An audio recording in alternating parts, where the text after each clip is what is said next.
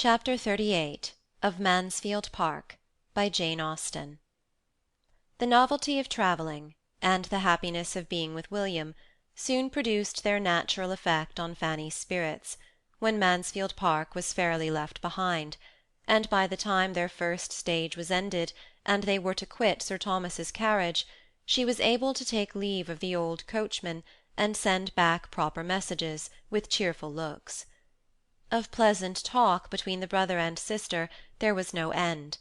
Everything supplied an amusement to the high glee of William's mind, and he was full of frolic and joke in the intervals of their higher-toned subjects, all of which ended, if they did not begin, in praise of the thrush, conjectures how she would be employed, schemes for an action with some superior force, which, supposing the first lieutenant out of the way, and William was not very merciful to the first lieutenant, was to give himself the next step as soon as possible, or speculations upon prize-money, which was to be generously distributed at home, with only the reservation of enough to make the little cottage comfortable, in which he and Fanny were to pass all their middle and later life together. Fanny's immediate concerns, as far as they involved Mr. Crawford, made no part of their conversation.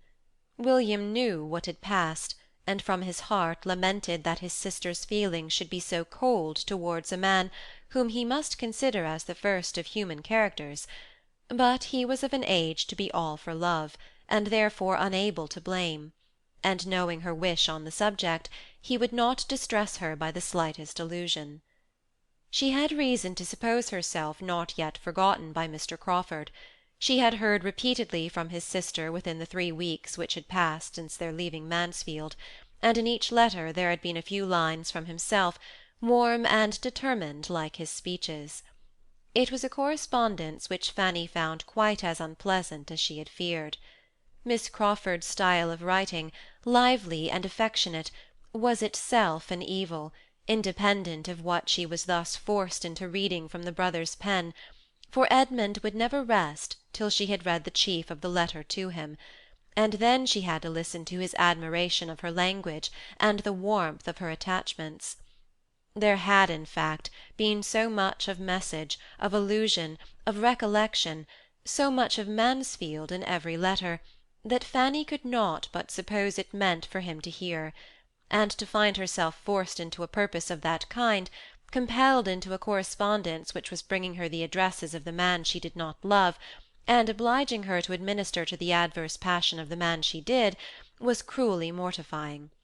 Here, too, her present removal promised advantage.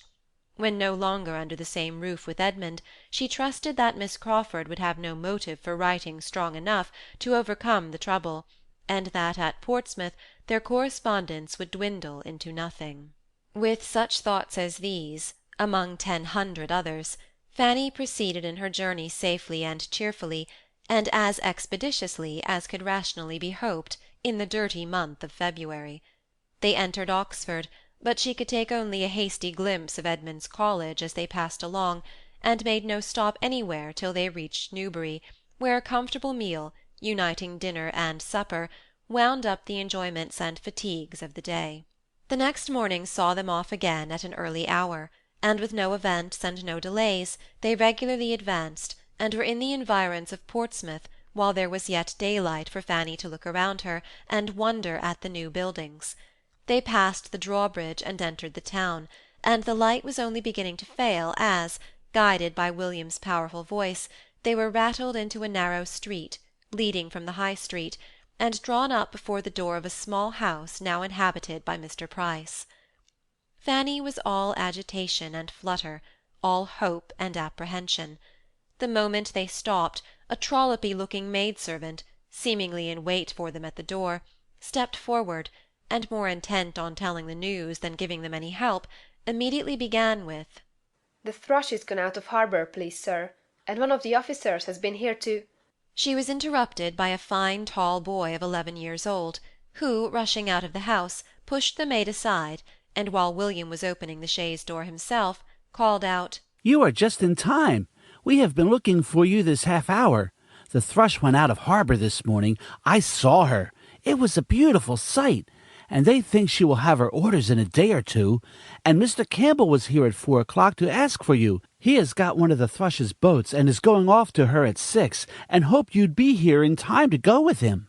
A stare or two at Fanny, as William helped her out of the carriage, was all the voluntary notice which this brother bestowed, but he made no objection to her kissing him, though still entirely engaged in detailing farther particulars of the Thrushes going out of harbour, in which he had a strong right of interest, being to commence his career of seamanship in her at this very time. Another moment and Fanny was in the narrow entrance passage of the house, and in her mother's arms, who met her there with looks of true kindness, and with features which Fanny loved the more because they brought her aunt Bertram's before her, and there were her two sisters, Susan, a well-grown, fine girl of 14, and Betsy, the youngest of the family, about 5, both glad to see her in their way, though with no advantage of manner in receiving her. But manner Fanny did not want. Would they but love her, she should be satisfied. She was then taken into a parlour, so small that her first conviction was of its being only a passage-room to something better, and she stood for a moment expecting to be invited on, but when she saw there was no other door, and that there were signs of habitation before her, she called back her thoughts, reproved herself, and grieved lest they should have been suspected. Her mother, however, could not stay long enough to suspect anything. She was gone again to the street door to welcome William. "Oh, my dear William, how glad I am to see you! But have you heard about the Thrush? She has gone out of harbour already, 3 days before we had any thought of it. And I do not know what I am to do about Sam's things. They will never be ready in time, for she may have her orders to-morrow, perhaps. It takes me quite unawares. And now you must be off for Spithead too. Campbell has been here, quite in a worry about you. And now what shall we do? I thought to have had such a comfortable evening with you, and here everything comes upon me at once." Her son answered cheerfully, telling her that everything was always for the best, and making light of his own inconvenience in being obliged to hurry away so soon. "To be sure, I had much rather she had stayed in harbour, that I might have sat a few hours with you in comfort, but as there is a boat ashore, I had better go off at once, and there is no help for it. Whereabouts does the Thrush lay at Spithead? Near the Canopus? But no matter, here's Fanny in the parlour, and why should we stay in the passage? Come, mother, you have hardly looked at your own dear Fanny yet." In they both came, and Mrs. Price, having kindly kissed her daughter again, and commented a little on her growth, began with very natural solicitude to feel for their fatigues and wants as travellers. "Poor dears, how tired you both must be! And now what will you have? I began to think you would never come. Betsy and I have been watching for you this half-hour. And when did you get anything to eat? And what would you like to have now? I could not tell whether you would be for some meat or only a dish of tea after your journey, or else I would have got something ready. And now I'm afraid Campbell will be here before there is time to dress a steak, and we have no butcher at hand. It is very inconvenient to have no butcher in the street. We were better off in our last house. Perhaps you would like some tea as soon as it can be got." They both declared they should prefer it to anything. "Then, Betsy, my dear, run into the kitchen and see if Rebecca has put the water on, and tell her to bring in the tea things as soon as she can. I wish we could get the bell mended, but Betsy is a very handy little messenger." Betsy went with alacrity, proud to show her abilities before her fine new sister.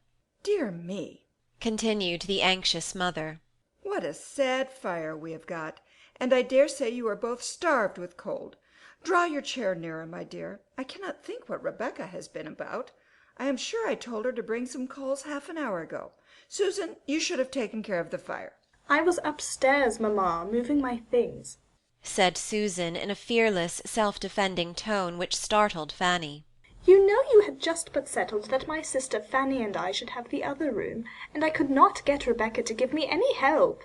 Farther discussion was prevented by various bustles.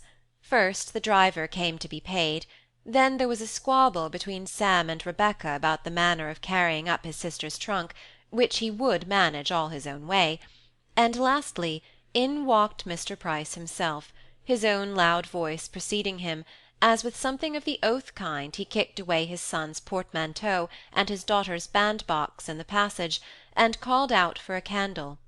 No candle was brought, however, and he walked into the room. Fanny, with doubting feelings, had risen to meet him, but sank down again on finding herself undistinguished in the dusk, and unthought of.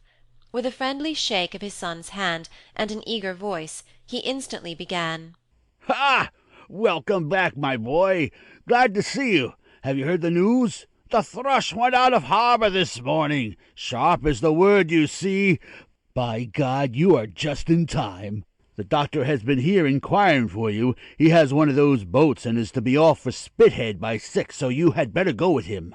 I had been to Turner's about your mess, and it is all in a way to be done. I should not wonder if you had your orders tomorrow, but you cannot sail with this wind if you are to cruise to the westward, and Captain Walsh thinks you will certainly have a cruise to the westward with the Elephant. By God, I wish you may. But old Scully was saying just now that he thought you would be sent first to the Texel. Well, well, we are ready whatever happens. But by God, you lost a fine sight by not being here in the morning to see the Thrush go out of the harbor. I would not have been out of the way for £1,000. Old Scully ran in at breakfast time to say she had slipped her moorings and was coming out. I jumped up and made but 2 steps to the platform. If ever there was a perfect beauty afloat, she is one, and there she lays at Spithead, and anybody in England would take her for an 8 and 20. I was upon the platform for 2 hours this afternoon looking at her. She lays close to the Endymion, between her and the Cleopatra, just to the eastward of the sheer hulk." Ha! cried William. That's just where I should have put her myself. It's the best berth at Spithead. But here is my sister, sir. Here is Fanny. Turning and leading her forward. It is so dark you do not see her. With an acknowledgment that he had quite forgot her, Mr. Price now received his daughter, and having given her a cordial hug, and observed that she was grown into a woman, and he supposed would be wanting a husband soon, seemed very much inclined to forget her again. Fanny shrunk back into her seat, with feelings sadly pained by his language and his smell of spirits, and he talked on only to his son, and only of the Thrush, though William, warmly interested as he was in that subject, more than once tried to make his father think of Fanny, and her long absence and long journey.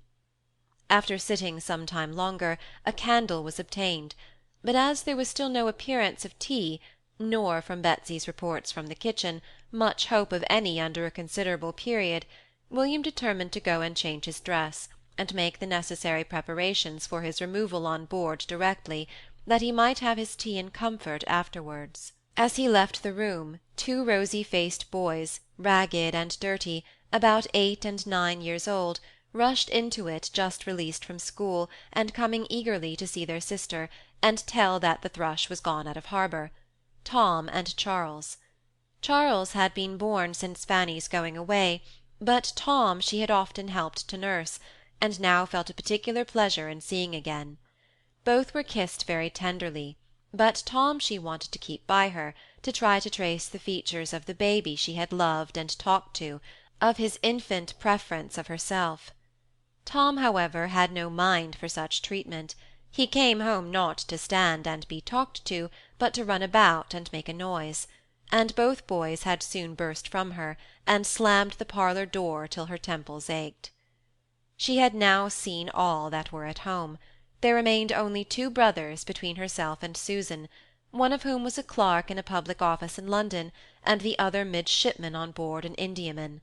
But though she had seen all the members of the family, she had not yet heard all the noise they could make. Another quarter of an hour brought her a great deal more. William was soon calling out from the landing-place of the 2nd story for his mother and for Rebecca. He was in distress for something that he had left there, and did not find again. A key was mislaid, Betsy accused of having got at his new hat, and some slight but essential alteration of his uniform waistcoat, which he had been promised to have done for him, entirely neglected. Mrs. Price, Rebecca, and Betsy all went up to defend themselves, all talking together, but Rebecca loudest, and the job was to be done as well as it could in a great hurry. William trying in vain to send Betsy down again, or keep her from being troublesome where she was, the whole of which, as almost every door in the house was open, could be plainly distinguished in the parlour, except when drowned at intervals by the superior noise of Sam, Tom, and Charles chasing each other up and down stairs, and tumbling about and hallooing. Fanny was almost stunned. The smallness of the house and thinness of the walls brought everything so close to her that, added to the fatigue of her journey and all her recent agitation, she hardly knew how to bear it. Within the room all was tranquil enough, for Susan having disappeared with the others, there were soon only her father and herself remaining, and he, taking out a newspaper, the customary loan of a neighbour, applied himself to studying it, without seeming to recollect her existence. The solitary candle was held between himself and the paper, without any reference to her possible convenience, but she had nothing to do, and was glad to have the light screened from her aching head, as she sat in bewildered, broken, sorrowful contemplation. She was at home. But alas! it was not such a home, she had not such a welcome as— She checked herself. She was unreasonable. What right had she to be of importance to her family? She could have none, so long lost sight of. William's concerns must be dearest, they always had been, and he had every right. Yet to have so little said or asked about herself, to have scarcely an inquiry made after Mansfield. It did pain her to have Mansfield forgotten, the friends who had done so much, the dear, dear friends. But here one subject swallowed up all the rest. Perhaps it must be so. The destination of the thrush must be now pre-eminently interesting. A day or two might show the difference. She only was to blame. Yet she thought it would not have been so at Mansfield. No, in her uncle's house there would have been a consideration of times and seasons, a regulation of subject, a propriety, an attention towards everybody which there was not here. The only interruption which thoughts like these received for nearly half an hour was from a sudden burst of her father's, not at all calculated to compose them. At a more than ordinary pitch of thumping and hallooing in the passage, he exclaimed, Devil take those young dogs! How they are singing out! Aye, Sam's voice louder than all the rest. That boy is fit for a boatswain. Holla, you there! Sam, stop your confounded pipe, or I shall be after you. This threat was so palpably disregarded, that though within 5 minutes afterwards the 3 boys all burst into the room together and sat down, Fanny could not consider it as a proof of anything more than their being for the time thoroughly fagged, which their hot faces and panting breaths seemed to prove, especially as they were still kicking each other's shins, and hallooing out at sudden starts immediately under their father's eye. The next opening of the door brought something more welcome. It was for the tea-things, which she had begun almost to despair of seeing that evening. Susan and an attendant girl, whose inferior appearance informed Fanny, to her great surprise, that she had previously seen the upper servant, brought in everything necessary for the meal. Susan looking, as she put the kettle on the fire and glanced at her sister, as if divided between the agreeable triumph of showing her activity and usefulness, and the dread of being thought to demean herself by such an office. She had been into the kitchen, she said, to hurry Sally and help make the toast and spread the bread and butter, or she did not know when they should have got tea, and she was sure her sister must want something after her journey. Fanny was very thankful. She could not but own that she should be very glad of a little tea, and Susan immediately set about making it, as if pleased to have the employment all to herself, and with only a little unnecessary bustle, and some few injudicious attempts at keeping her brothers in better order than she could, acquitted herself very well. Fanny's spirit was as much refreshed as her body. Her head and heart were soon the better for such well-timed kindness. Susan had an open, sensible countenance. She was like William, and Fanny hoped to find her like him in disposition and good-will towards herself. In this more placid state of things William re-entered, followed not far behind by his mother and Betsy. He, complete in his lieutenant's uniform, looking and moving all the taller, firmer, and more graceful for it, and with the happiest smile over his face, walked directly up to Fanny, who, rising from her seat, looked at him for a moment in speechless admiration, and then threw her arms round his neck to sob out her various emotions of pain and pleasure. Anxious not to appear unhappy, she soon recovered herself, and wiping away her tears, was able to notice and admire all the striking parts of his dress, listening with reviving spirits to his cheerful hopes of being on shore some part of every day before they sailed, and even of getting her to Spithead to see the sloop. The next bustle brought in Mr. Campbell, the surgeon of the Thrush, a very well-behaved young man, who came to call for his friend, and for whom there was with some contrivance found a chair, and with some hasty washing of the young tea-makers, a cup and saucer, and after another quarter of an hour of earnest talk between the gentlemen, noise rising upon noise, and bustle upon bustle, men and boys at last all in motion together, the moment came for setting off. Everything was ready, William took leave, and all of them were gone. For the three boys, in spite of their mother's entreaty, determined to see their brother and Mr. Campbell to the Sally Port, and Mr. Price walked off at the same time to carry back his neighbour's newspaper. Something like tranquillity might now be hoped for, and accordingly, when Rebecca had been prevailed on to carry away the tea-things, and Mrs. Price had walked about the room some time looking for a shirt-sleeve, which Betsy at last hunted out from a drawer in the kitchen, the small party of females were pretty well composed, and the mother, having lamented again over the impossibility of getting Sam ready in time, was at leisure to think of her eldest daughter and the friends she had come from. A few inquiries began, but one of the earliest— How did Sister Bertram manage about her servants? Was she as much plagued as herself to get tolerable servants? soon led her mind away from Northamptonshire, and fixed it on her own domestic grievances, and the shocking character of all the Portsmouth servants, of whom she believed her own two were the very worst, engrossed her completely. The Bertrams were all forgotten in detailing the faults of Rebecca, against whom Susan had also much to depose, and little Betsy a great deal more, and who did seem so thoroughly without a single recommendation, that Fanny could not help modestly presuming that her mother meant to part with her when the year was up. Her year? Cried Mrs. Price. I am sure I hope I shall be rid of her before she has stayed a year, for that will not be up till November. Servants are come to such a pass, my dear, in Portsmouth, that it is quite a miracle if one keeps them for more than half a year. I have no hope of ever being settled, and if I was to part with Rebecca, I should only get something worse. And yet I do not think I am a very difficult mistress to please, and I am sure the place is easy enough, for there is always a girl under her, and I often do half the work myself. Fanny was silent, but not from being convinced that there might not be a remedy found for some of these evils. As she now sat looking at Betsy, she could not but think particularly of another sister, a very pretty little girl, whom she had left there not much younger when she went into Northamptonshire, who had died a few years afterwards. There had been something remarkably amiable about her.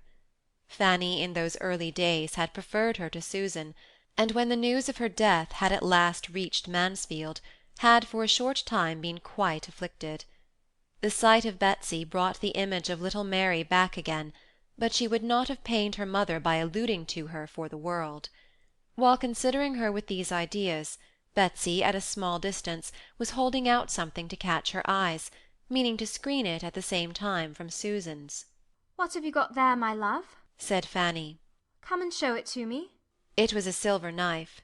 Up jumped Susan, claiming it as her own, and trying to get it away, but the child ran to her mother's protection, and Susan could only reproach, which she did very warmly, and evidently hoping to interest Fanny on her side.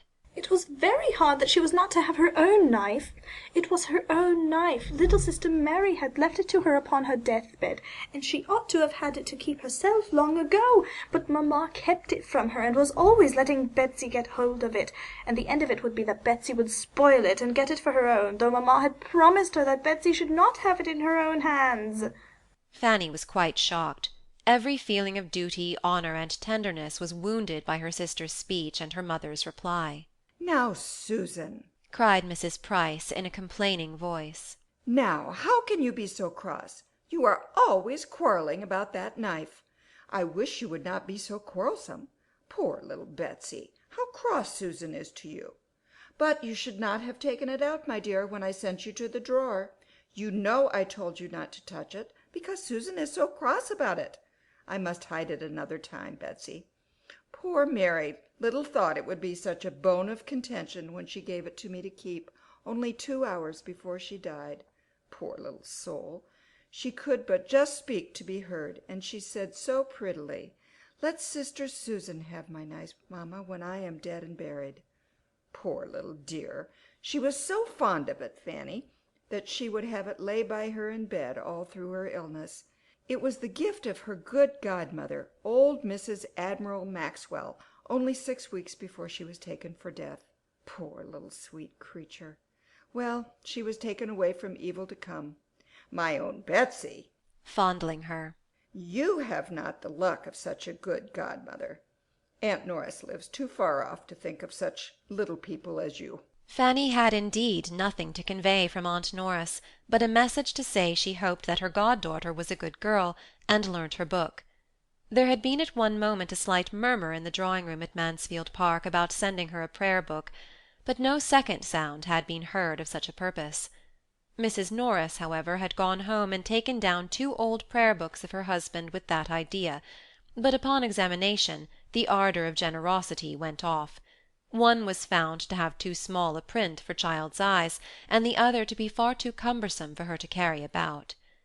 Fanny, fatigued and fatigued again, was thankful to accept the first invitation of going to bed, and before Betsy had finished her cry at being allowed to sit up only 1 hour extraordinary in honour of sister, she was off, leaving all below in confusion and noise again, the boys begging for toasted cheese, her father calling out for his rum and water, and Rebecca never where she ought to be. There was nothing to raise her spirits in the confined and scantily furnished chamber that she was to share with Susan. The smallness of the rooms above and below, indeed, and the narrowness of the passage and staircase, struck her beyond her imagination. She soon learned to think with respect of her own little attic at Mansfield Park, in that house reckoned too small for anybody's comfort.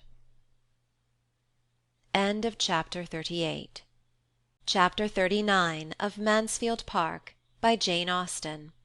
Could Sir Thomas have seen all his niece's feelings when she wrote her first letter to her aunt, he would not have despaired, for though a good night's rest, a pleasant morning, the hope of soon seeing William again, and the comparatively quiet state of the house, from Tom and Charles being gone to school, Sam on some project of his own, and her father on his usual lounges, enabled her to express herself cheerfully on the subject of home, there were still, to her own perfect consciousness, many drawbacks suppressed.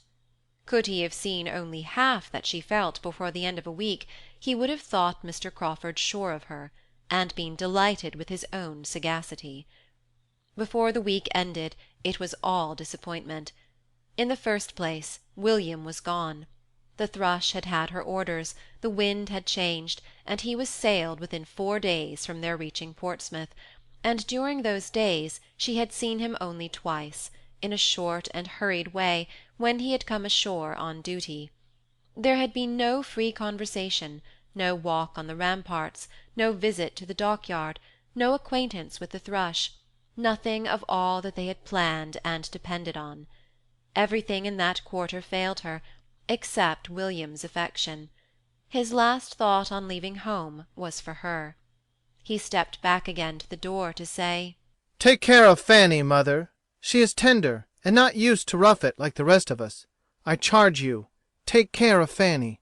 William was gone, and the home he had left her in was, Fanny could not conceal it from herself, in almost every respect the very reverse of what she could have wished. It was the abode of noise, disorder, and impropriety. Nobody was in their right place, nothing was done as it ought to be. She could not respect her parents as she had hoped. On her father, her confidence had not been sanguine, but he was more negligent of his family, his habits were worse, and his manners coarser than she had been prepared for. He did not want abilities, but he had no curiosity, and no information beyond his profession. He read only the newspaper and the Navy List, he talked only of the dockyard, the harbour, Spithead, and the Mother Bank, he swore and he drank, he was dirty and gross. She had never been able to recall anything approaching to tenderness in his former treatment of herself. There had remained only a general impression of roughness and loudness, and now he scarcely ever noticed her, but to make her the object of a coarse joke. Her disappointment in her mother was greater. There she had hoped much, and found almost nothing. Every flattering scheme of being of consequence to her soon fell to the ground. Mrs. Price was not unkind, but instead of gaining on her affection and confidence, and becoming more and more dear, her daughter never met with greater kindness from her than on the first day of her arrival. The instinct of nature was soon satisfied, and Mrs. Price's attachment had no other source. Her heart and her time were already quite full. She had neither leisure nor affection to bestow on Fanny. Her daughters never had been much to her. She was fond of her sons, especially of William, but Betsy was the first of her girls whom she had ever much regarded. To her she was most injudiciously indulgent. William was her pride, Betsy her darling, and John, Richard, Sam, Tom, and Charles occupied all the rest of her maternal solicitude, alternately her worries and her comforts. These shared her heart. Her time was given chiefly to her house and her servants. Her days were spent in a kind of slow bustle, all was busy without getting on, always behindhand and lamenting it, without altering her ways, wishing to be an economist without contrivance or regularity, dissatisfied with her servants, without skill to make them better, and whether helping or reprimanding or indulging them, without any power of engaging their respect. Of her two sisters, Mrs. Price very much more resembled Lady Bertram than Mrs. Norris. She was a manager by necessity, without any of Mrs. Norris's inclination for it, or any of her activity. Her disposition was naturally easy and indolent like Lady Bertram's, and a situation of similar affluence and do-nothingness would have been much more suited to her capacity than the exertions and self-denials of the one which her imprudent marriage had placed her in. She might have made just as good a woman of consequence as Lady Bertram, but Mrs. Norris would have been a more respectable mother of 9 children on a small income. Much of all this Fanny could not but be sensible of. She might scruple to make use of the words, but she must and did feel that her mother was a partial, ill-judging parent, a dawdle, a slattern, who neither taught nor restrained her children, whose house was the scene of mismanagement and discomfort from beginning to end, and who had no talent, no conversation, no affection towards herself, no curiosity to know her better, no desire of her friendship, and no inclination for her company that could lessen her sense of such feelings. Fanny was very anxious to be useful, and not to appear above her home, or in any way disqualified or disinclined, by her foreign education, from contributing her help to its comforts, and therefore set about working for Sam immediately, and by working early and late, with perseverance and great dispatch, did so much that the boy was shipped off at last with more than half his linen ready. She had great pleasure in feeling her usefulness, but could not conceive how they would have managed without her. Sam, loud and overbearing as he was, she rather regretted when he went, for he was clever and intelligent, and glad to be employed in any errand in the town, and though spurning the remonstrances of Susan, given as they were, though very reasonable in themselves, with ill-timed and powerless warmth, was beginning to be influenced by Fanny's services and gentle persuasions, and she found that the best of the 3 younger ones was gone in him. Tom and Charles being at least as many years as they were his juniors, distant from that age of feeling and reason which might suggest the expediency of making friends, and of endeavouring to be less disagreeable. Their sister soon despaired of making the smallest impression on them. They were quite untamable by any means of address which she had spirits or time to attempt. Every afternoon brought a return of their riotous games all over the house, and she very early learned to sigh at the approach of Saturday's constant half-holiday. Betsy, too, a spoiled child, trained up to think the alphabet her greatest enemy, left to be with the servants at her pleasure, and then encouraged to report any evil of them, she was almost as ready to despair of being able to love or assist, and of Susan's temper she had many doubts. Her continual disagreements with her mother, her rash squabbles with Tom and Charles, and petulance with Betsy, were at least so distressing to Fanny that, though admitting they were by no means without provocation, she feared the disposition that could push them to such length must be far from amiable, and from affording any repose to herself. Such was the home which was to put Mansfield out of her head, and teach her to think of her cousin Edmund with moderated feelings. On the contrary, She could think of nothing but Mansfield, its beloved inmates, its happy ways. Everything where she now was in full contrast to it. The elegance, propriety, regularity, harmony, and perhaps above all the peace and tranquillity of Mansfield were brought to her remembrance every hour of the day, by the prevalence of everything opposite to them here. The living in incessant noise was, to a frame and temper delicate and nervous like Fanny's, an evil which no superadded elegance or harmony could have entirely atoned for. It was the greatest misery of all. At Mansfield no sounds of contention, no raised voice, no abrupt bursts, no tread of violence was ever heard.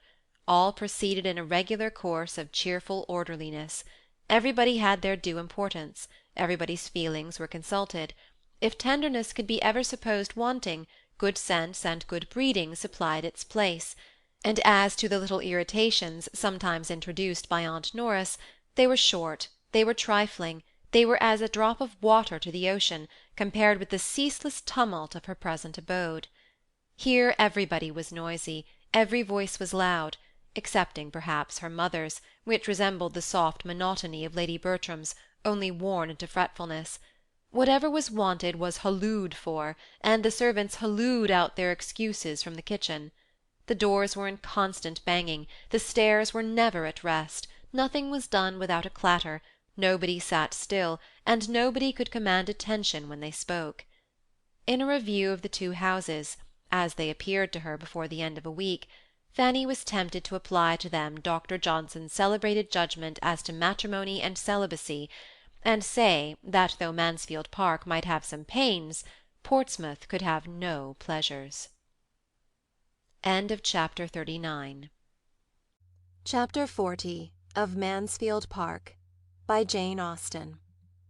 Fanny was right enough in not expecting to hear from Miss Crawford now at the rapid rate in which their correspondence had begun. Mary's next letter was after a decidedly longer interval than the last, but she was not right in supposing that such an interval would be felt a great relief to herself. Here was another strange revolution of mind. She was really glad to receive the letter when it did come. In her present exile from good society, and distance from everything that had been wont to interest her, a letter from one belonging to the set where her heart lived, written with affection, and some degree of elegance, was thoroughly acceptable.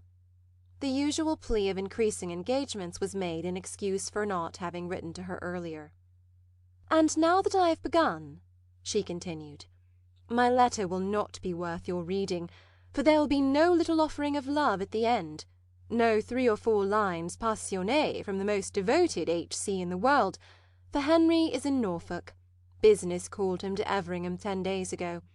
Or perhaps he only pretended to call, for the sake of being travelling at the same time that you were. But there he is, and by the by, his absence may sufficiently account for any remissness of his sisters in writing, for there has been no— Well, Mary, when do you write to Fanny? Is not it time for you to write to Fanny? To spur me on. At last, after various attempts at meeting, I have seen your cousins, dear Julia and dear Mrs. Rushworth. They found me at home yesterday, and we were glad to see each other again. We seemed very glad to see each other, and I do really think we were a little. We had a vast deal to say. Shall I tell you how Mrs. Rushworth looked when your name was mentioned?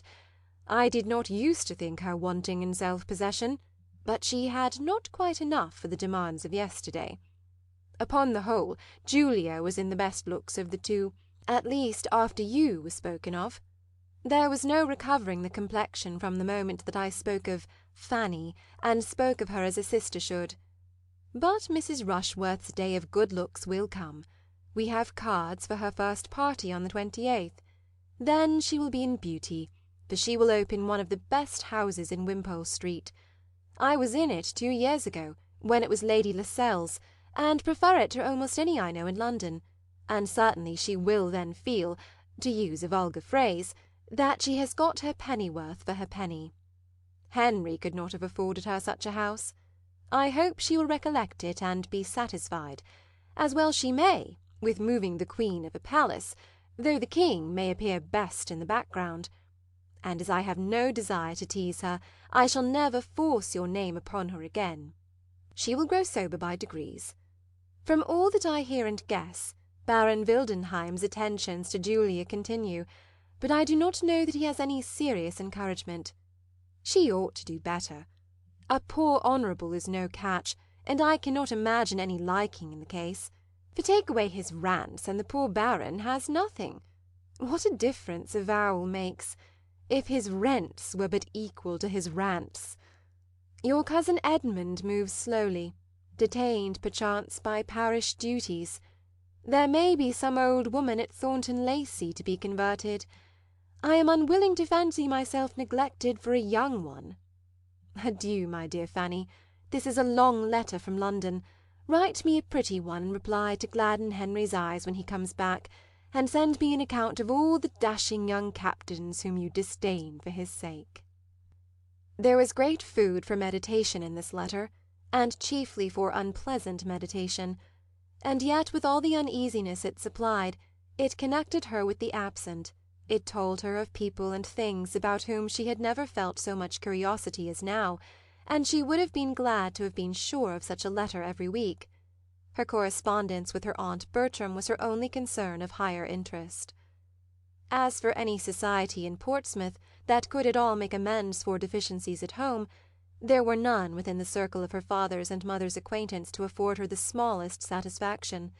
She saw nobody in whose favour she could wish to overcome her own shyness and reserve. The men appeared to her all coarse, the women all pert, everybody underbred, and she gave as little contentment as she received from introductions either to old or new acquaintance. The young ladies who approached her at first with some respect, in consideration of her coming from a baronet's family, were soon offended by what they termed airs, for as she neither played on the pianoforte nor wore fine pelisses, they could on farther observation admit no right of superiority. The first solid consolation which Fanny received for the evils of home, the first which her judgment could entirely approve, and which gave any promise of durability, was in a better knowledge of Susan, and a hope of being of service to her. Susan had always behaved pleasantly to herself, but the determined character of her general manners had astonished and alarmed her, and it was at least a fortnight before she began to understand a disposition so totally different from her own. Susan saw that much was wrong at home, and wanted to set it right. That a girl of 14, acting only on her own unassisted reason, should err in the method of reform, was not wonderful, and Fanny soon became more disposed to admire the natural light of the mind, which could so early distinguish justly, than to censure severely the faults of conduct to which it led. Susan was only acting on the same truths, and pursuing the same system, which her own judgment acknowledged, but which her more supine and yielding temper would have shrunk from asserting. Susan tried to be useful, where she could only have gone away and cried, and that Susan was useful she could perceive. That things, bad as they were, would have been worse but for such interposition, and that both her mother and Betsy were restrained from some excesses of very offensive indulgence and vulgarity. In every argument with her mother, Susan had in point of reason the advantage, and never was there any maternal tenderness to buy her off.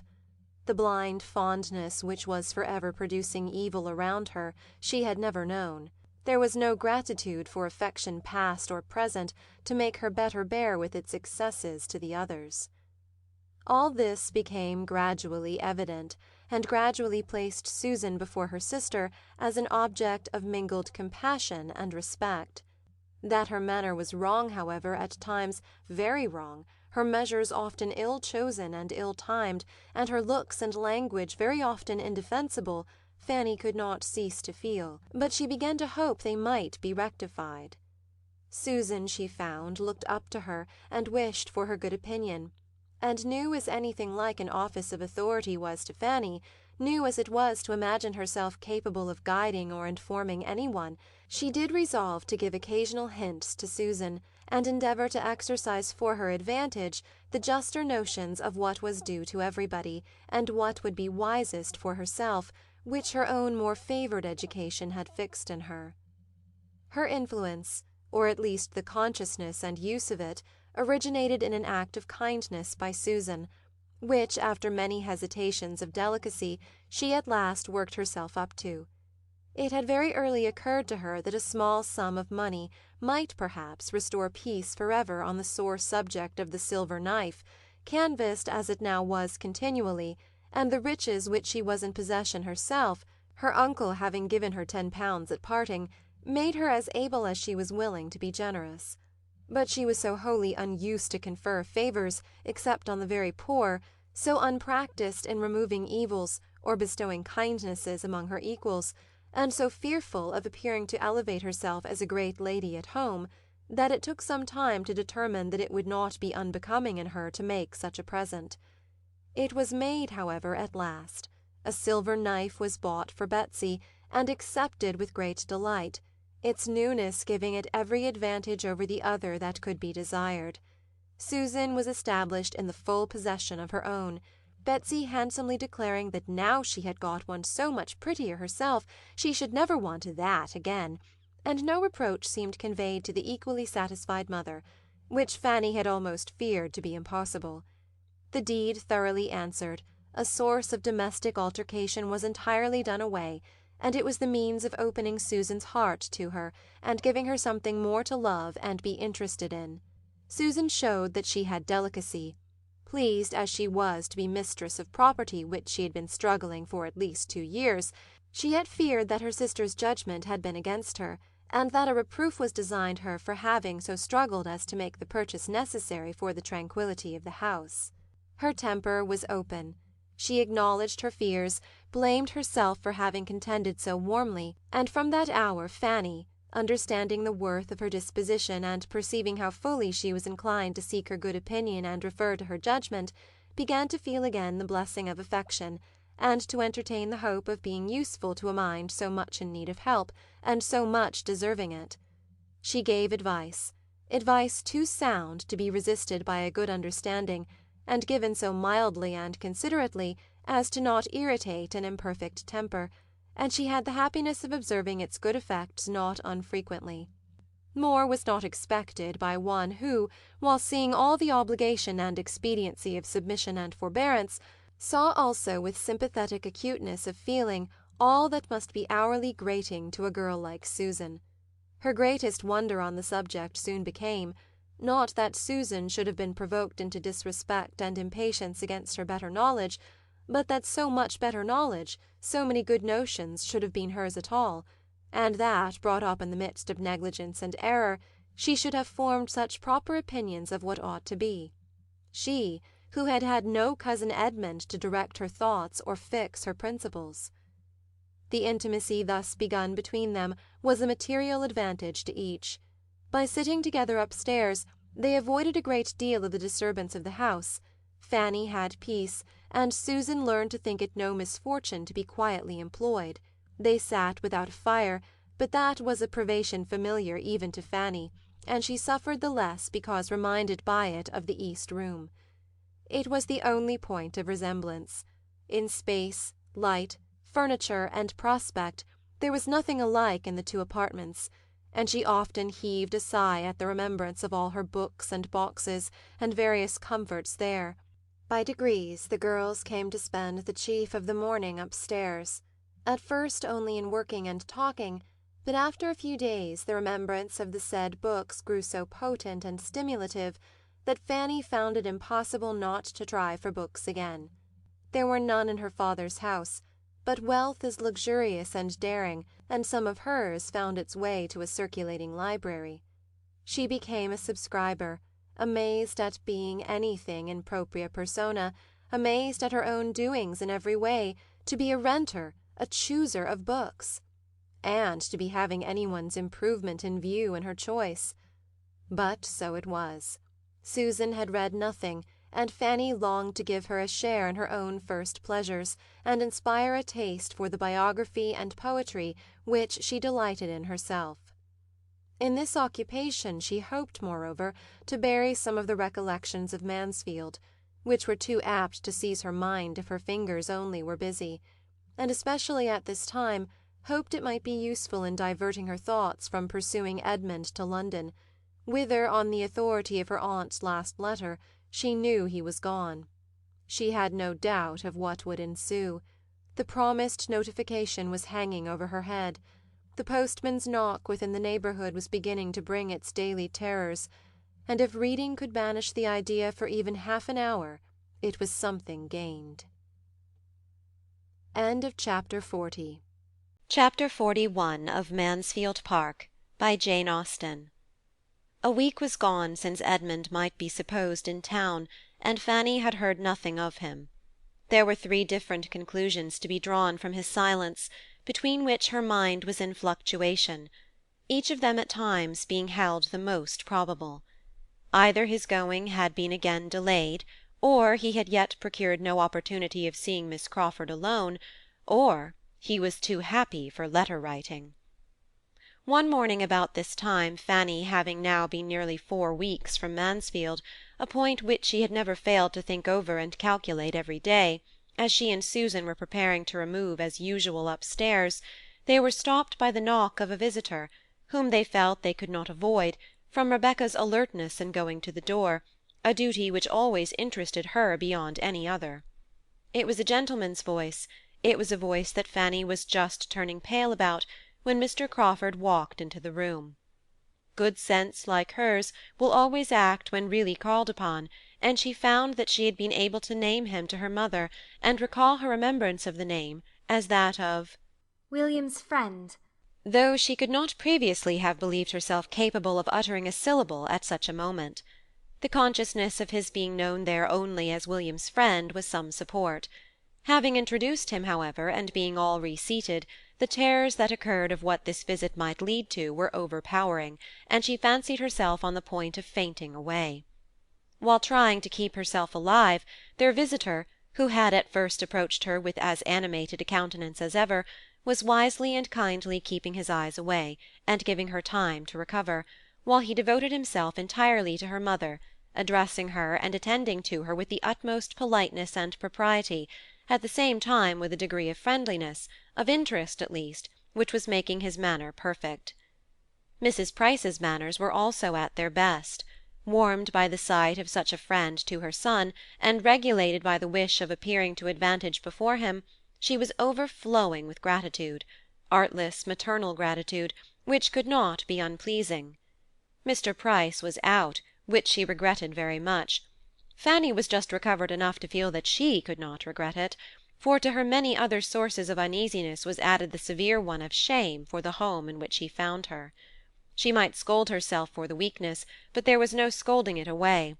She was ashamed, and she would have been yet more ashamed of her father than of all the rest. They talked of William, a subject on which Mrs. Price could never tire, and Mr. Crawford was as warm in his commendation as even her heart could wish.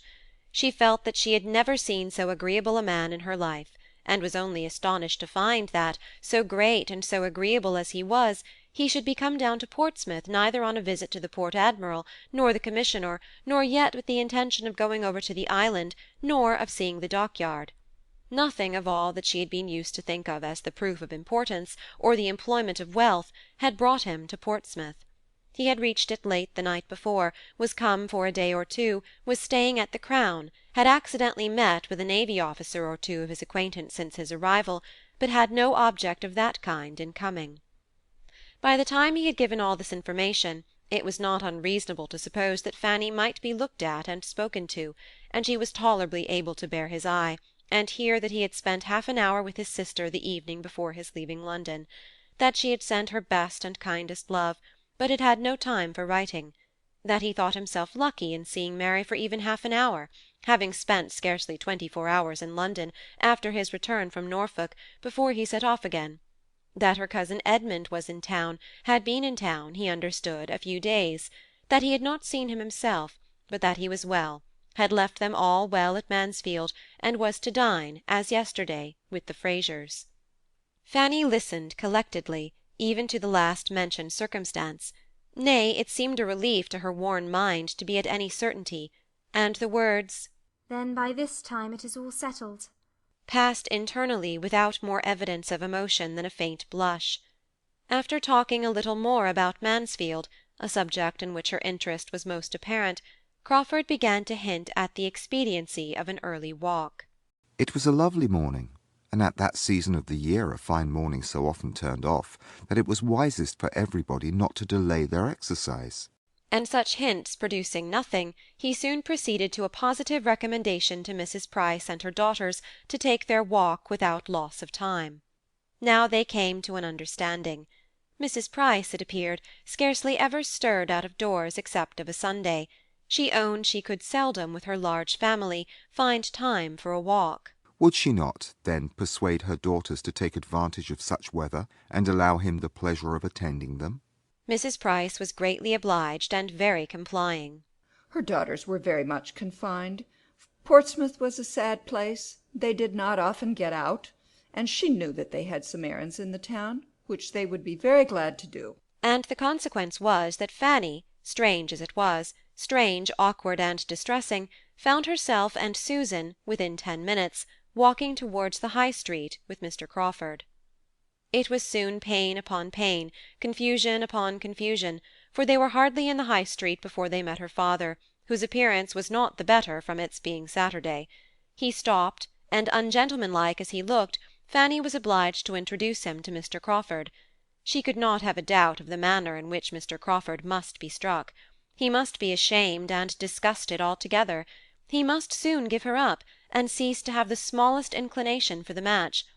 And yet, though she had been so much wanting his affection to be cured, this was a sort of cure that would be almost as bad as the complaint. And I believe there is scarcely a young lady in the United Kingdoms who would not rather put up with the misfortune of being sought by a clever, agreeable man than have him driven away by the vulgarity of her nearest relations. Mr. Crawford probably could not regard his future father-in-law with any idea of taking him for a model in dress, but, as Fanny instantly, and to her great relief, discerned, her father was a very different man, a very different Mr. Price, in his behaviour to this most highly respected stranger, from what he was in his own family at home. His manners now, though not polished, were more than passable. They were grateful, animated, manly. His expressions were those of an attached father and a sensible man. His loud tones did very well in the open air, and there was not a single oath to be heard. Such was his instinctive compliment to the good manners of Mr. Crawford, and be the consequence what it might, Fanny's immediate feelings were infinitely soothed. The conclusion of the two gentlemen's civilities was an offer of Mr. Price's to take Mr. Crawford into the dockyard, which Mr. Crawford, desirous of accepting as a favour what was intended as such, though he had seen the dockyard again and again, and hoping to be so much the longer with Fanny, was very gratefully disposed to avail himself of, if the Miss Prices were not afraid of the fatigue, and as it was somehow or other ascertained, or inferred, or at least acted upon, that they were not at all afraid, to the dockyard they were all to go, and but for Mr. Crawford, Mr. Price would have turned thither directly, without the smallest consideration for his daughter's errands in the High Street. He took care, however, that they should be allowed to go to the shops they came out expressly to visit, and it did not delay them long, for Fanny could so little bear to excite impatience, or be waited for, that before the gentlemen, as they stood at the door, could do more than begin upon the last naval regulations, or settle the number of 3-deckers now in commission, their companions were ready to proceed. They were then to set forward for the dockyard at once, and the walk would have been conducted, according to Mr. Crawford's opinion, in a singular manner, had Mr. Price been allowed the entire regulation of it, as the two girls, he found, would have been left to follow, and keep up with them or not as they could, while they walked on together at their own hasty pace. He was able to introduce some improvement occasionally, though by no means to the extent he wished. He absolutely would not walk away from them, and at any crossing or any crowd, when Mr. Price was only calling out, "Come, girls, come! Fan, come! Sue, take care of yourselves! Keep a sharp lookout!" he would give them his particular attendance. Once fairly in the dockyard, he began to reckon upon some happy intercourse with Fanny, as they were very soon joined by a brother lounger of Mr. Price's, who was come to take his daily survey of how things went on, and who must prove a far more worthy companion than himself, and after a time the two officers seemed very well satisfied going about together, and discussing matters of equal and never-failing interest, while the young people sat down upon some timbers in the yard, or found a seat on board a vessel in the stocks which they all went to look at. Fanny was most conveniently in want of rest. Crawford could not have wished her more fatigued or more ready to sit down, but he could have wished her sister away. A quick-looking girl of Susan's age was the very worst third in the world, totally different from Lady Bertram, all eyes and ears, and there was no introducing the main point before her. He must content himself with being only generally agreeable, and letting Susan have her share of entertainment, with the indulgence now and then of a look or hint for the better informed and conscious Fanny. Norfolk was what he mostly had to talk of. There he had been some time, and everything there was rising in importance from his present schemes. Such a man could come from no place, no society, without importing something to amuse. His journeys and his acquaintance were all of use, and Susan was entertained in a way quite new to her. For Fanny, somewhat more was related than the accidental agreeableness of the parties he had been in. For her approbation, the particular reason of his going into Norfolk at all at this unusual time of year, was given. It had been real business, relative to the renewal of a lease in which the welfare of a large and, he believed, industrious family was at stake. He had suspected his agent of some underhand dealing, of meaning to bias him against the deserving, and he had determined to go himself and thoroughly investigate the merits of the case. He had gone, had done even more good than he had foreseen, been useful to more than his first plan had comprehended, and was now able to congratulate himself upon it, and to feel that in performing a duty he had secured agreeable recollections for his own mind. He had introduced himself to some tenants whom he had never seen before. He had begun making acquaintance with cottages whose very existence, though on his own estate, had been hitherto unknown to him. This was aimed, and well aimed, at Fanny. It was pleasing to hear him speak so properly. Here he had been acting as he ought to do. To be the friend of the poor and the oppressed, nothing could be more grateful to her, and she was on the point of giving him an approving look, when it was all frightened off by his adding a something too pointed of his hoping soon to have an assistant, a friend, a guide in every plan of utility or charity for Everingham, a somebody that would make Everingham, and all about it, a dearer object than it had ever been yet. She turned away, and wished he would not say such things. She was willing to allow he might have more good qualities than she had been wont to suppose. She began to feel the possibility of his turning out well at last, but he was and must ever be completely unsuited to her, and ought not to think of her. He perceived that enough had been said of Everingham, and that it would be as well to talk of something else, and turned to Mansfield. He could not have chosen better. That was a topic to bring back her attention and her looks almost instantly. It was a real indulgence to her to hear or to speak of Mansfield. Now so long divided from everybody who knew the place, she felt it quite the voice of a friend when he mentioned it, and led the way to her fond exclamations in praise of its beauties and comforts, and by his honourable tribute to its inhabitants allowed her to gratify her own heart in the warmest eulogium, in speaking of her uncle as all that was clever and good, and her aunt as having the sweetest of all sweet tempers. He had a great attachment to Mansfield himself. He said so. He looked forward with the hope of spending much, very much, of his time there, always there, or in the neighbourhood. He particularly built upon a very happy summer and autumn there this year. He felt that it would be so. He depended upon it. A summer and autumn infinitely superior to the last. As animated, as diversified, as social, but with circumstances of superiority undescribable. Mansfield, Southerton, Thornton Lacey, he continued. What a society will be comprised in those houses! And at Michaelmas, perhaps, a fourth may be added, some small hunting box in the vicinity of everything so dear. For as to any partnership in Thornton Lacey, as Edmund Bertram once good-humouredly proposed, I hope I foresee two objections, two fair, excellent, irresistible objections to that plan. Fanny was doubly silenced here, though when the moment was past could regret that she had not forced herself into the acknowledged comprehension of one half of his meaning, and encouraged him to say something more of his sister and Edmund. It was a subject which she must learn to speak of, and the weakness that shrunk from it would soon be quite unpardonable. When Mr. Price and his friend had seen all that they wished or had time for, the others were ready to return, and in the course of their walk back, Mr. Crawford contrived a minute's privacy for telling Fanny that his only business in Portsmouth was to see her, that he was come down for a couple of days on her account and hers only, and because he could not endure a longer total separation. She was sorry, really sorry, and yet in spite of this and the 2 or 3 other things which she wished he had not said, she thought him altogether improved since she had seen him. He was much more gentle, obliging, and attentive to other people's feelings than he had ever been at Mansfield. She had never seen him so agreeable, so near being agreeable.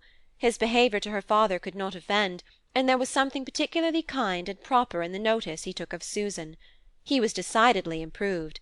She wished the next day over, she wished he had come only for one day, but it was not so very bad as she would have expected, the pleasure of talking of Mansfield was so very great. Before they parted, she had to thank him for another pleasure, and one of no trivial kind. Her father asked him to do them the honour of taking his mutton with them, and Fanny had time for only one thrill of horror before he declared himself prevented by a prior engagement. He was engaged to dinner already both for that day and the next. He had met with some acquaintance at the Crown who would not be denied. He should have the honour, however, of waiting on them again on the morrow, etc., and so they parted, Fanny in a state of actual felicity from escaping so horrible an evil. To have had him join their family dinner-party, and see all their deficiencies, would have been dreadful. Rebecca's cookery, and Rebecca's waiting, and Betsy's eating at table without restraint, and pulling everything about as she chose, were what Fanny herself was not yet enough inured to for her often to make a tolerable meal. She was nice from only natural delicacy, but he had been brought up in a school of luxury and epicurism. Chapter 42 of Mansfield Park, by Jane Austen. The Prices were just setting off for church the next day when Mr. Crawford appeared again. He came not to stop but to join them. He was asked to go with them to the garrison chapel, which was exactly what he had intended, and they all walked thither together. The family were now seen to advantage. Nature had given them no inconsiderable share of beauty, and every Sunday dressed them in their cleanest skins and best attire. Sunday always brought this comfort to Fanny, and on this Sunday she felt it more than ever. Her poor mother did not now look so very unworthy of being Lady Bertram's sister as she was but too apt to look. It often grieved her to the heart to think of the contrast between them, to think that where nature had made so little difference, circumstances should have made so much, and that her mother, as handsome as Lady Bertram, and some years her junior, should have an appearance so much more worn and faded, so comfortless, so slatternly, so shabby. But Sunday made her a very creditable and tolerably cheerful-looking Mrs. Price, coming abroad with a fine family of children, feeling a little respite of her weekly cares, and only discomposed if she saw her boys run into danger, or Rebecca pass by with a flower in her hat. In chapel they were obliged to divide, but Mr. Crawford took care not to be divided from the female branch, and after chapel he still continued with them, and made one in the family party on the ramparts. Mrs. Price took her weekly walk on the ramparts every fine Sunday throughout the year, always going directly after morning service and staying till dinner-time. It was her public place. There she met her acquaintance, heard a little news, talked over the badness of the Portsmouth servants, and wound up her spirits for the 6 days ensuing. Thither they now went, Mr. Crawford most happy to consider the Miss Prices as his peculiar charge, and before they had been there long, somehow or other, there was no saying how, Fanny could not have believed it, but he was walking between them with an arm of each under his, and she did not know how to prevent it or put an end to it. It made her uncomfortable for a time, but yet there were enjoyments in the day and in the view which would be felt. The day was uncommonly lovely.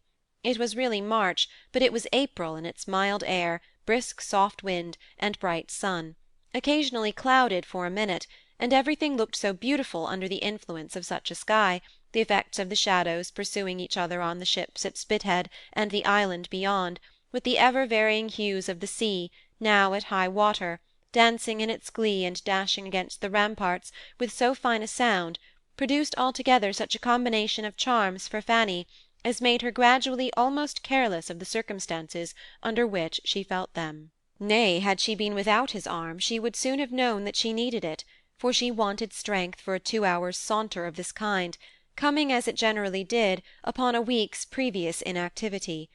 Fanny was beginning to feel the effect of being debarred from her usual regular exercise. She had lost ground as to health since her being in Portsmouth, and but for Mr. Crawford and the beauty of the weather, would soon have been knocked up now. The loveliness of the day and of the view he felt like herself. They often stopped with the same sentiment and taste, leaning against the wall some minutes to look and admire, and considering he was not Edmund, Fanny could not but allow that he was sufficiently open to the charms of nature, and very well able to express his admiration. She had a few tender reveries now and then, which he could sometimes take advantage of to look in her face without detection, and the result of these looks was, that though as bewitching as ever, her face was less blooming than it ought to be. She said she was very well, and did not like to be supposed otherwise, but take it all in all, he was convinced that her present residence could not be comfortable, and therefore could not be salutary for her, and he was growing anxious for her being again at Mansfield, where her own happiness, and his in seeing her, must be so much greater. You have been here a month, I think, said he. No, not quite a month. It is only 4 weeks tomorrow since I left Mansfield. You are a most accurate and honest reckoner. I should call that a month. I did not arrive here till Tuesday evening. And it is to be a 2 months' visit, is not? Yes, my uncle talked of 2 months. I suppose it will not be less. And how are you to be conveyed back again? Who comes for you? I do not know. I have heard nothing about it yet from my aunt. Perhaps I may be to stay longer. It may not be convenient for me to be fetched exactly at the 2 months' end. After a moment's reflection, Mr. Crawford replied, I know Mansfield. I know its way. I know its faults towards you. I know the danger of your being so far forgotten as to have your comforts give way to the imaginary convenience of any single being in the family. I am aware that you may be left here week after week. If Sir Thomas cannot settle everything by coming himself, or sending your aunt's maid for you, without involving the slightest alteration of the arrangements which he may have laid down for the next quarter of a year, this will not do. 2 months is an ample allowance. I should think 6 weeks quite enough. I am considering your sister's health, said he, addressing himself to Susan, which I think the confinement of Portsmouth unfavourable to. She requires constant air and exercise. When you know her as well as I do, I am sure you will agree that she does, and that she ought never be long banished from the free air and liberty of the country. If, therefore, turning again to Fanny, you find yourself growing unwell, and any difficulties arise about your returning to Mansfield, without waiting for the 2 months to be ended, that must not be regarded as of any consequence. If you feel yourself at all less strong or comfortable than usual, and will only let my sister know it, give her only the slightest hint. She and I will immediately come down, and take you back to Mansfield. You know the ease and the pleasure with which this would be done. You know all that would be felt on the occasion. Fanny thanked him, but tried to laugh it off. I am perfectly serious, he replied, as you perfectly know, and I hope you will not be cruelly concealing any tendency to indisposition. Indeed, you shall not. It shall not be in your power, for so long as you positively say, in every letter to Mary, I am well, and I know you cannot speak or write a falsehood, so long only shall you be considered as well. Fanny thanked him again, but was affected and distressed to a degree that made it impossible for her to say much, or even to be certain of what she ought to say. This was towards the close of their walk. He attended them to the last, and left them only at the door of their own house, when he knew them to be going to dinner, and therefore pretended to be waited for elsewhere. I wish you were not so tired, said he, still detaining Fanny after all the others were in the house. I wish I left you in stronger health. Is there anything I can do for you in town? I have half an idea of going into Norfolk again soon. I am not satisfied about Madison. I am sure he still means to impose on me if possible, and get a cousin of his own into a certain mill, which I design for somebody else. I must come to an understanding with him. I must make him know that I will not be tricked on the south side of Everingham, any more than on the north, that I will be master of my own property. I was not explicit enough with him before. The mischief such a man does on an estate, both as to the credit of his employer and the welfare of the poor, is inconceivable. I have a great mind to go back into Norfolk directly, and put everything at once on such a footing as cannot be afterwards swerved from. Madison is a clever fellow. I do not wish to displace him, provided he does not try to displace me. But it would be simple to be duped by a man who has no right of creditor to dupe me, and worse than simple to let him give me a hard-hearted, griping fellow for a tenant, instead of an honest man, to whom I have given half a promise already. Would it not be worse than simple? Shall I go? Do you advise it? I advise? You know very well what is right. Yes, when you give me your opinion, I always know what is right. Your judgment is my rule of right. Oh no, do not say so. We have all a better guide in ourselves, if we would attend to it, than any other person can be. Good-bye. I wish you a pleasant journey tomorrow. Is there nothing I can do for you in town? Nothing. I am much obliged to you. Have you no message for anybody? My love to your sister, if you please. And when you see my cousin Edmund, I wish you would be so good as to say that I suppose I shall soon hear from him. Certainly, and if he is lazy or negligent, I will write his excuses myself. He could say no more, for Fanny would be no longer detained. He pressed her hand, looked at her, and was gone. He went to while away the next 3 hours as he could, with his other acquaintance, till the best dinner that a capital inn afforded was ready for their enjoyment, and she turned in to her more simple one immediately. Their general fare bore a very different character, and could he have suspected how many privations, besides that of exercise, she endured in her father's house, he would have wondered that her looks were not much more affected than he found them. She was so little equal to Rebecca's puddings and Rebecca's hashes, brought to table as they all were with such accompaniments of half-cleaned plates and not half-cleaned knives and forks, that she was very often constrained to defer her heartiest meal till she could send her brothers in the evening for biscuits and buns. After being nursed up at Mansfield, it was too late in the day to be hardened at Portsmouth, and though Sir Thomas, had he known all, might have thought his niece in the most promising way of being starved, both mind and body, into a much juster value for Mr. Crawford's good company and good fortune, he would probably have feared to push his experiment farther, lest she might die under the cure. Fanny was out of spirits all the rest of the day. Though tolerably secure of not seeing Mr. Crawford again, she could not help being low. It was parting with somebody of the nature of a friend, and though in one light glad to have him gone, it seemed as if she was now deserted by everybody. It was a sort of renewed separation from Mansfield, and she could not think of his returning to town, and being frequently with Mary and Edmund, without feelings so near akin to envy as made her hate herself for having them. Her dejection had no abatement from anything passing around her. A friend or two of her father's, as always happened if he was not with them, spent the long, long evening there, and from 6 o'clock till 9:30 there was little intermission of noise or grog. She was very low. The wonderful improvement which she still fancied in Mr. Crawford was the nearest to administering comfort of anything within the current of her thoughts. Not considering in how different a circle she had been just seeing him, nor how much might be owing to contrast, she was quite persuaded of his being astonishingly more gentle and regardful of others than formerly. And, if in little things, must it not be so in great? So anxious for her health and comfort, so very feeling as he now expressed himself, and really seemed, might not it be fairly supposed that he would not much longer persevere in a suit so distressing to her? Chapter 42.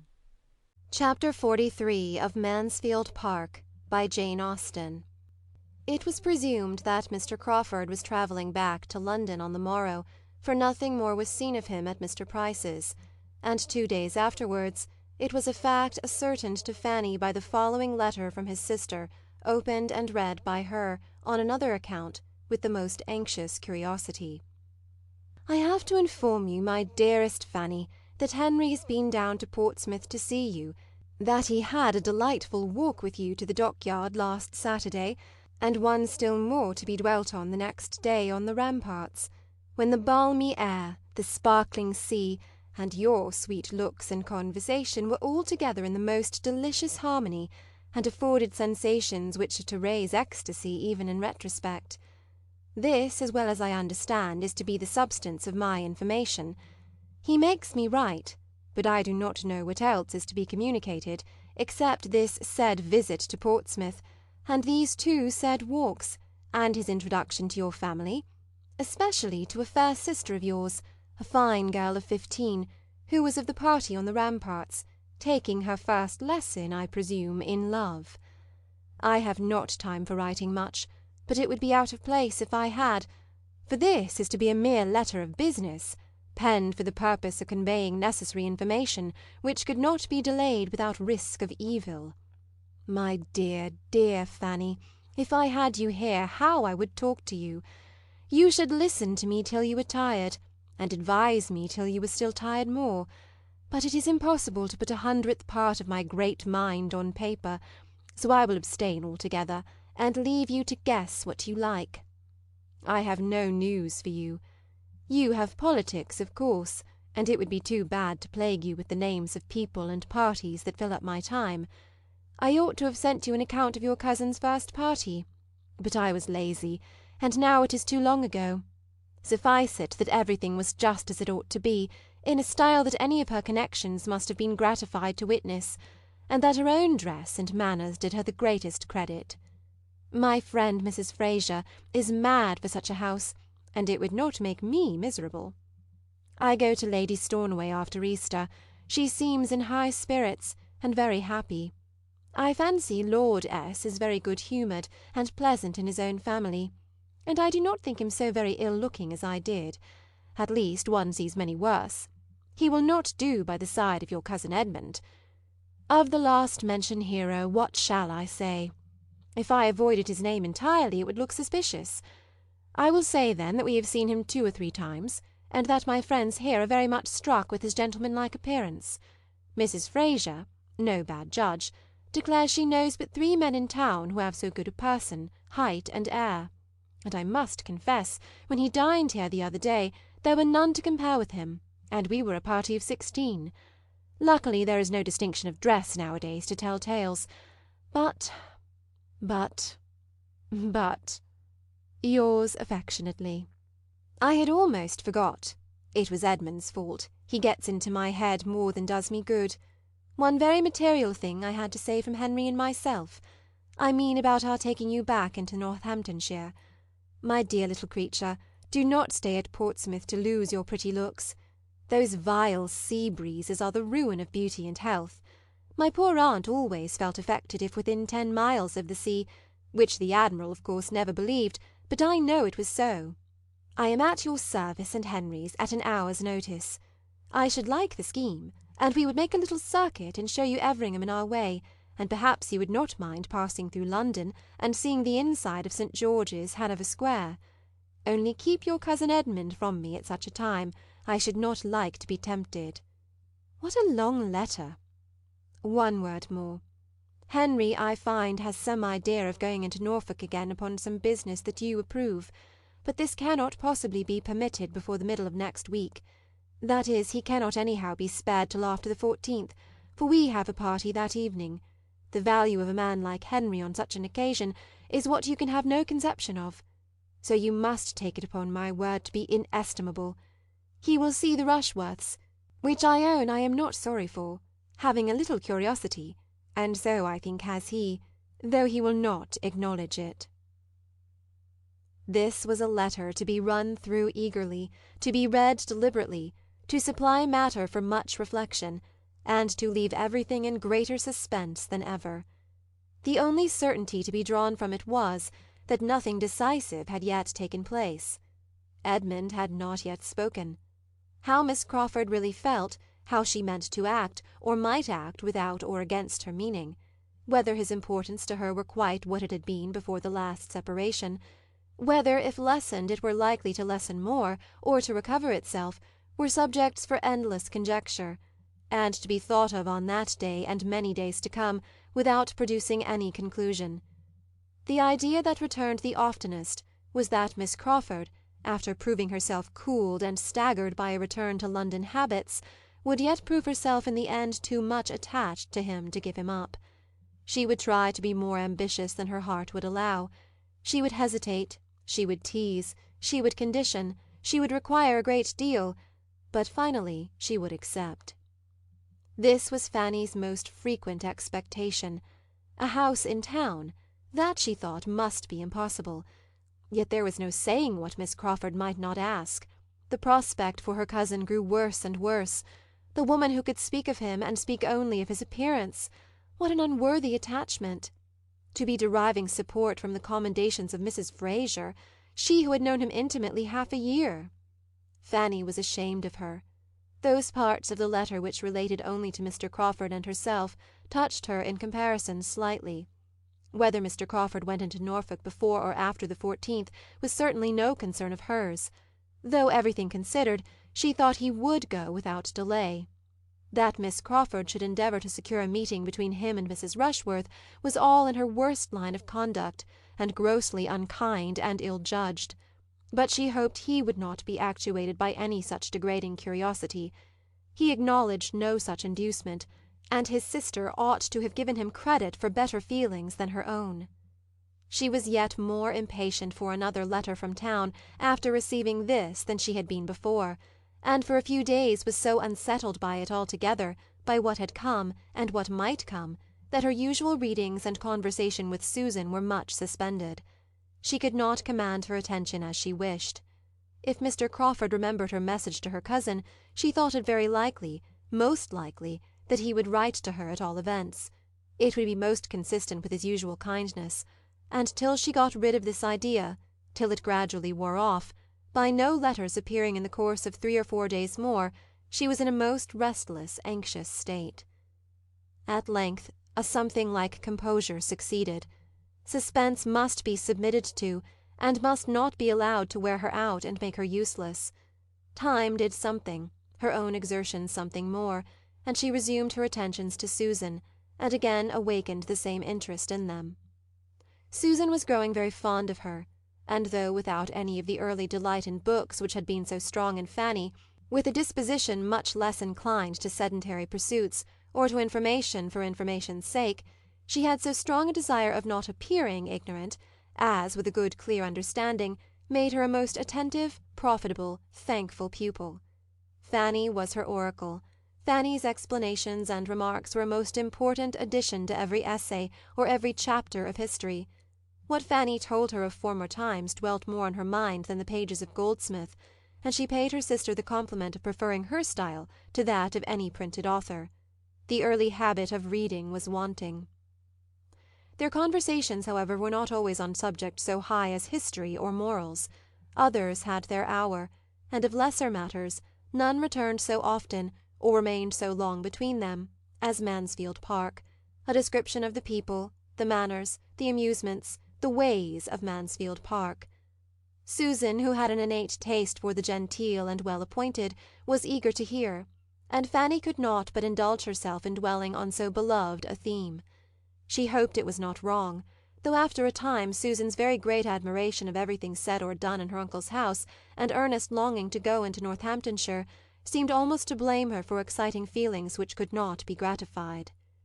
Poor Susan was very little better fitted for home than her elder sister, and as Fanny grew thoroughly to understand this, she began to feel that when her own release from Portsmouth came, her happiness would have a material drawback in leaving Susan behind.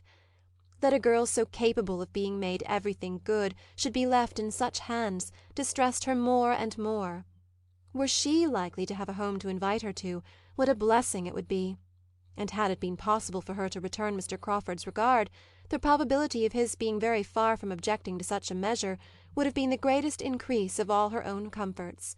She thought he was really good-tempered, and could fancy his entering into a plan of that sort most pleasantly. Chapter 44